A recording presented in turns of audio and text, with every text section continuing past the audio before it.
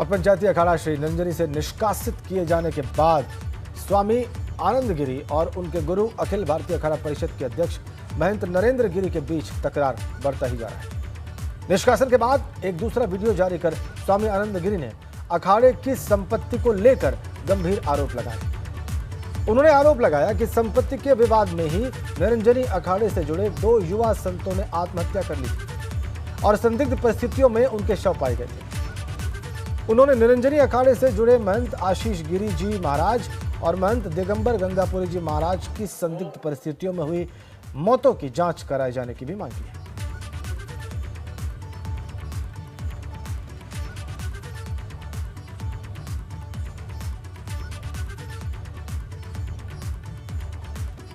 दो युवा संतों ने आत्महत्या की। संपत्ति से जुड़े विवाद में यह कहा है वीडियो जारी करके स्वामी आनंद गिरी ने।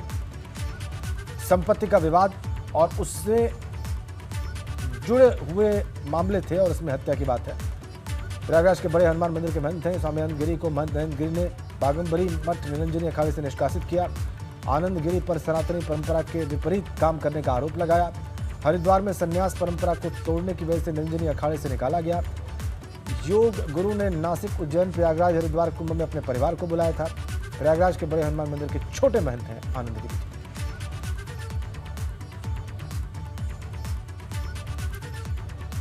विवाद की शुरुआत कैसे हुई ये हमने आपको दिखाया और अब हम सीधा ही बात करेंगे महंत आनंद गिरी जी से।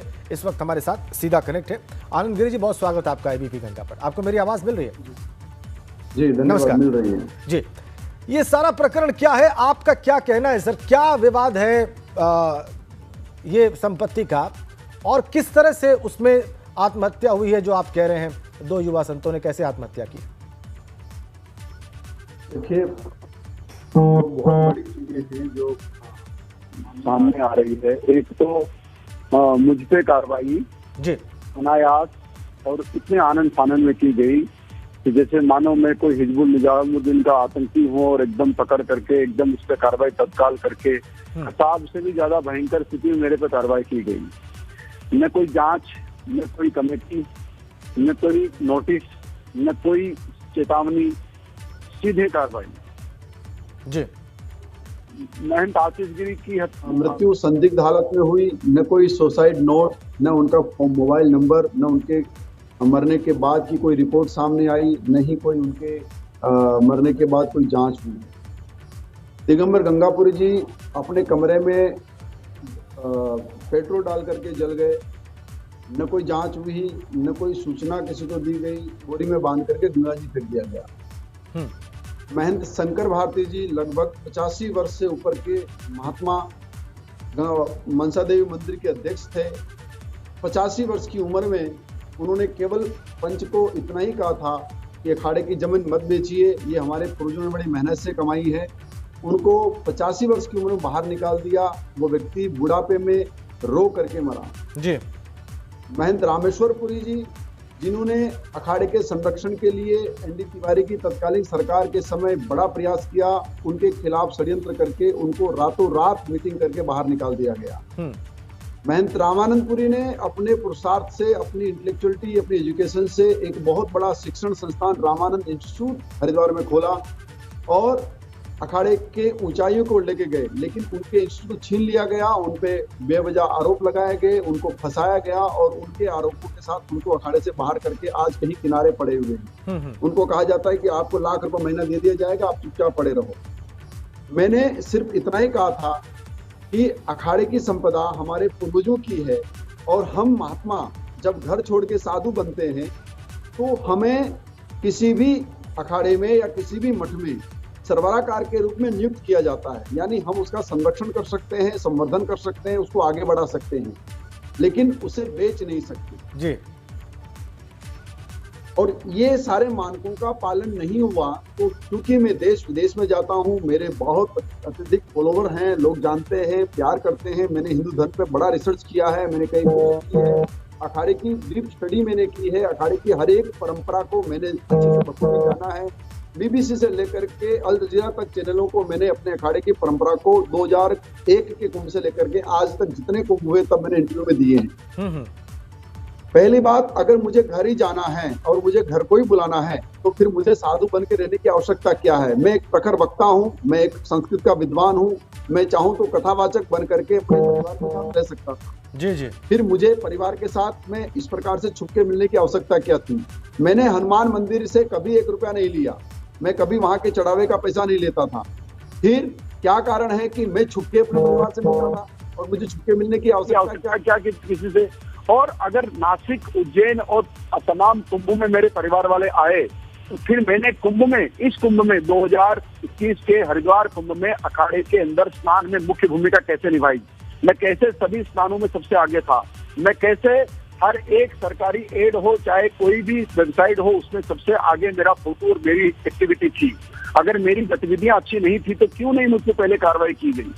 ये सारे के सारे विषय जांच के हैं।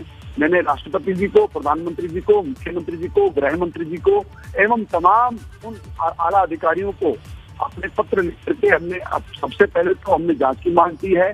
और अब मुझे भाई सता रहा है कि जैसे शंकर भारती जी मर गए, जैसे आशीष गिरी जी मर गए, जैसे गंगापुरी जी मर गए, ऐसे ही हो सकता है कि मेरी हत्या हो जाए। और इसमें कोई संदेह नहीं कि आप ही कल बैठ के न्यूज पढ़ेंगे कि जिस आनंद गिरी के साथ विवाद चल रहा था उसे आज संदिग्ध हालत में मृत पाया गया। बहुत बड़ी बात आप कह रहे हैं, बहुत बड़ी बात आज आप एबीपी गंगा पे कह रहे हैं आनंद गिरी जी, और वर्षों से हम आपको देख रहे हैं, इसमें कोई संदेह नहीं है। मैंने खुद व्यक्तिगत रूप से कई कार्यक्रम आपके साथ किए हैं, पिछली बार जो प्रयागराज में कुंभ हुआ उसमें भी हमने देखा। लेकिन ये बताइए आनंद गिरी जी कि ये अभी जो आप इतना बड़ा चार्ज कर रहे हैं संपत्ति को लेकर, ये तो आप निष्कासन के बात कर रहे हैं, आपने पहले कभी नहीं रखा सार्वजनिक रूप से? मैंने चूंकि देखिए, सार्वजनिक रूप से रखने से पूर्व मेरा ये दायित्व बनता था कि मैं अखाड़े के लोगों के बीच में इस प्रस्ताव को रखता। तो नवंबर में ये विषय उत्पन्न हुआ। नवंबर से लेकर के मार्च, अप्रैल, मई तक लगातार मैं अखाड़े के साथ एक महंत से मिलकर के विषय बताता रहा कि मेरी बात को सुनिए, मीटिंग करिए, समझिए और उनको भी सामने बिठाइए। अगर मैं गलत हूं तो मुझ पे कार्रवाई करिए। हमारे यहाँ नियम है, अष्टकोशल है, परंपराएं हैं, पंचायती राज से हम चलते हैं। तो किसी भी व्यक्ति को कोई आरोप होता है तो उसे बुलाया जाता है, उसके खिलाफ एक जांच कमेटी गठित होती है, उसको बुला करके उसके आरोप उसे सुनाए जाते हैं, उन आरोपों पर उसकी सफाई ली जाती है और सफाई के बाद अगर अखाड़ा संतुष्ट नहीं होता है तो उस पर कार्रवाई होती है। मैं लगातार कहता आया कि मेरी बात को सुना जाए, मेरी बात को सुना जाए। हमारे मठ की संपदा को बारीक टुकड़ों टुकड़ों में बेचा गया। सबसे पहले बेचा गया 2006 में जी। उसके बाद बेचा गया 2007-8 में, उसके बाद बेचा गया 2012 में और उसके बाद में लगातार संपर्क में था। अब मठ का इतना सा हिस्सा बचा है, वो हिस्सा मेरे नाम पर लीज है। उस हिस्से में कुंभ मेले में अखाड़े की जमात बैठती है। मैंने कहा कि अगर ये बिक जाएगा तो अखाड़ा कल जमात लेके कहाँ बैठेगा? हमारी पेशवाइयां होती है, वो पेशवाई कहाँ से निकलेगी? कहाँ से अखाड़ा आगे बढ़ेगा? तो अखाड़े ने मुझे कहा कि तुम सही कर रहे हो, तुम्हें डरने की आवश्यकता नहीं, हम सब तुम्हारे साथ हैं और हम तुम्हारे साथ अन्याय नहीं होने देंगे। 11 तारीख को मुझे सूचना मिली कि मेरे खिलाफ कोई षड्यंत्र होने वाला है। मैंने कहा कि मैं मीडिया में जाऊंगा और मैं इस बात को खुलासा करूंगा कि मेरे खिलाफ षड्यंत्र हो रहा है। तो मुझे समझाया गया कि देखो, गुरु के खिलाफ जाना उचित नहीं है और परंपरा के खिलाफ जाना उचित नहीं है। हम तुम्हारी बात को समझते हैं, तुम्हारी भावनाओं की कदर करते हैं और हम कोई बड़ा निर्णय लेंगे। और 12 तारीख को मेरे खिलाफ षड्यंत्र करके मुझे आनंद फानन में 14 तारीख को निकाल दिया गया और ये कह करके निकाल दिया गया कि परिवार का संबंध। मैं कहता हूं कि परिवार का संबंध मेरा है तो साबित करे, जो सजा होगी मैं भुगतने को तैयार हूं। मैं 2000 में शुद्ध रूप से सन्यासी बना। 2000 अगस्त 21 को मैंने सन्यास दीक्षा अखाड़े में ग्रहण की। उसके पश्चात मैं 2016 तक अपने जनपद तक कभी नहीं गया। 2016 में मेरे पिताजी ने संपर्क साधा मेरे गुरुजी से और गुरुजी ने कहा कि तुम्हारे घर तुम्हें एक बार जाना चाहिए। तो मैंने कहा मैं नहीं जाऊंगा क्योंकि मैं सन्यासी हो गया हूं। तो गुरुजी ने कहा नहीं, मैं लेके चलता हूं। तो वो लेकर के अपने साथ मुझे अपने घर गए थे। आनंद गिरी जी, आप कह रहे हैं कि संपत्ति को बेचने को लेकर जो है, और 2006 से आप बता रहे हैं कि मुसलसल टुकड़ों टुकड़ों में अखाड़े की संपत्ति बेची गई है, ये आपका प्रमुख आरोप है। और आप कह रहे हैं कि इसी बात का विरोध करने पर आपके विरुद्ध ये कार्रवाई की गई है। प्रयागराज से हमारे संवाददाता मोहम्मद मोइन भी हमारे साथ जुड़ गए हैं। आनंद गिरी जी, एक बार हम उनसे भी बात करेंगे और उनसे जानेंगे कि इस बाबत उनके पास क्या रिपोर्ट्स हैं। मोइन बहुत बड़ा चार्ज कर रहे हैं और बहुत बड़े खतरे की आशंका भी जाहिर कर रहे हैं। अभी एबीपी गंगा पर आनंद गिरी जी ये कह रहे हैं कि इनकी भी हत्या हो सकती है, जिस तरह से पहले कुछ संतों की हत्या हो चुकी है अखाड़े के। ये बहुत बड़ी बात कह रहे हैं और कह रहे हैं कि प्रॉपर्टीज बेची गई हैं टुकड़ों टुकड़ों में। आपके पास क्या जानकारी है मोइन इस बाबत? देखिए, आनंद गिरी जी जो बातें कह रहे हैं उसमें सच्चाई इसलिए भी है क्योंकि 2012 का विधानसभा चुनाव हुआ था, उसमें एक जब मठ की संपत्ति बेची जा रही थी तो समाजवादी पार्टी के तत्कालीन विधायक थे महेश सिंह, जो जमीन को खरीद रहे थे और उनको रोकने का आरोप तो खुद आनंद गिरी जी के ऊपर लगा था। बहरहाल कई लोगों की मौत हुई है, अखाड़ों से जुड़े हुए लोगों को, इसमें कोई सच्चाई नहीं, लेकिन वो स्वाभाविक मौत है, आत्महत्या है या हत्या है, इस रहस्य से पर्दा उठना बाकी है। लेकिन आनंद गिरी जी से मेरा ये सवाल है कि आखिर अगर उनकी हत्या हुई है तो उनकी हत्या किसने कराई, क्यों कराई, उसके लिए जिम्मेदार कौन है? और अगर आनंद गिरी जी बार बार ये कह रहे हैं, राष्ट्रपति से लेकर मुख्यमंत्री तक को उन्होंने पत्र लिखा है कि उनकी जान को खतरा है, तो खतरा किससे है और आखिर कौन सी ऐसी वजह आ गई है कि उनको अपनी जान के लिए जो है वो गुहार लगानी पड़ रही है? कौन से ऐसे लोग हैं, कौन सी ऐसी ताकत है जिससे उन्हें खतरा हो रहा है? ये आनंद गिरी जी अगर हमें बताएंगे तो हो सकता है कि जो बहुत से राज उनके सीने में दफन होंगे, एबीपी गंगा के तमाम दर्शक देख रहे हैं, सरकार देख रही है, सिस्टम सुन रहा है, उनको देख रहा है, तो वो अपनी बातों को रखें, शायद इससे उनको कहीं न्याय मिल सके। आनंद गिरी जी जी देखिए, मैं इतना ही कह सकता हूँ कि मुझ पे इसमें बहुत दबाव है। अगर मैं किसी भी नाम का खुलासा करता हूँ तो हो सकता है कि मेरी हत्या कल होती हो तो आज हो जाए। मैं इस समय एकदम अकेला हूँ। मेरा आश्रम हरिद्वार में मैं बना रहा था, व्यक्तिगत रूप से इस विवाद से दूर होना चाहता था। मैंने अपने स्तर पे छोटा सा आश्रम खरीद करके बनाने का प्रयास किया, उसको सील कर दिया गया, उस पर दरवाजे नहीं है। मैं यहाँ अकेला हूँ, इसको सील कर दिया गया है, इस पे कार्रवाई की गई है ताकत के माध्यम से। मुझे विश्वास है कि योगी सरकार इस विषय को ठीक से जांचेगी और जांच जब होगी तो सारे नाम अपने आप सामने निकल करके आएंगे और दूध का दूध, पानी का पानी होगा। आप मोइन भाई प्रयाग से ही हैं और प्रयाग की जनता के साथ आप संवाद करेंगे तो आपको मेरे विषय में परिपूर्ण जानकारी मिलेगी। मैंने कितनी शिद्दत के साथ हनुमान मंदिर और मठ बागंबरी गद्दी को बचाने का प्रयास लगातार करता रहा हूँ। जब महंत आशीष गिरी की हत्या हुई तब भी मैंने आवाज उठाई थी, पर मेरी आवाज को दबा दिया गया। आज केवल एक कारण है, क्योंकि उस मठ का एक छोटा हिस्सा मेरे नाम पर लीज में है और उस लीज को कैंसिल करने का पुरजोर दबाव मुझसे बनाया जा रहा है कि लीज कैंसिल करोगे, नहीं करोगे तो तुम जल्दी ही मरोगे। प्रकार की धमकियां अप्रोक्ष रूप से परोक्ष रूप से मुझे लगातार मिल रही है और उस कारण मुझे अब समझ नहीं आ रहा कि मुझे क्या करना चाहिए और मैं कहां जाकर के अपनी बात कहूं, क्योंकि सारे दरवाजे मेरे लिए बंद कर दिए गए हैं। कोई साथ में नहीं है, केवल भगवान है और भगवती माँ गंगा और हनुमान जी महाराज। मोइन आप कोई और प्रश्न करना चाहेंगे? स्वामी जी यही सवाल,